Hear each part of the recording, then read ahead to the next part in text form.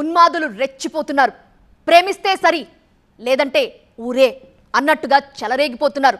ఉత్తరప్రదేశ్లోని మోర్దాబాద్లో ప్రేమ నిరాకరించిందనే కారణంతో యువతిని 18 సార్లు స్క్రూ డ్రైవర్తో పొడిచిన ఘటన మరిచిపోనేలేదు. ఇంకా తమిళనాడులో ఇంచుమించు అలాంటి సీనే రిపీట్ అయింది.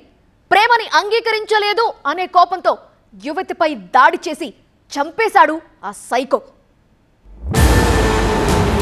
ప్రేమ త్యాగాన్ని కోరుకుంటుంది, చావును కాదని చాలాసార్లు విన్నాం. కానీ కొంతమంది యువకులు దీనికి రివర్స్లో వెళ్తున్నారు. తమిళనాడులోని పొల్లాచికి చెందిన ఇతని పేరు ప్రవీణ్. చదువు ఏమాత్రం వంటబట్టిందో తెలీదు, కానీ ప్రేమ పేరుతో యువతి వెంటపడ్డాడు. పెళ్లి చేసుకుంటానని నమ్మబలికాడు. కానీ యువతి మాత్రం ససేమిరా అంది. దీంతో తట్టుకోలేకపోయాడు. 2 రోజుల క్రితం ప్రేమిస్తావా చస్తావా అంటూ బెదిరించాడు. ఆయన యువతి లొంగకపోవడంతో విచక్షణారహితంగా పొడిచి చంపాడు. ఉన్మాది దాడిలో తీవ్రంగా గాయపడ్డ యువతి నిమిషాల వ్యవధిలోనే ప్రాణాలు విడిచింది. స్థానికులు ఆసుపత్రికి తరలించినా ఫలితం లేకుండా పోయింది. స్థానికులిచ్చిన సమాచారంతో స్పాట్కు చేరుకున్న పోలీసులు వివరాలు సేకరించారు. నిందితుడు ప్రవీణ్ను అదుపులోకి తీసుకున్నారు.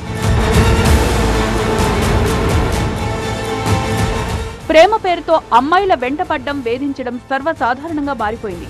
చెప్పినట్టు వినకపోతే విచక్షణ కోల్పోయి తీవ్రంగా స్పందిస్తున్నారు ఉన్మాదులు. కొందరు ఇంటికెళ్లి కుటుంబ సభ్యులు బెదిరిస్తున్నారు. ఇంకొందరు నడి రోడ్డుపై కుట్టుకలు తెగ్గొస్తున్నారు. ఇలాంటి ఘటనలు అమ్మాయిల తల్లిదండ్రుల వెన్నులో వణుకు పుట్టిస్తున్నాయి.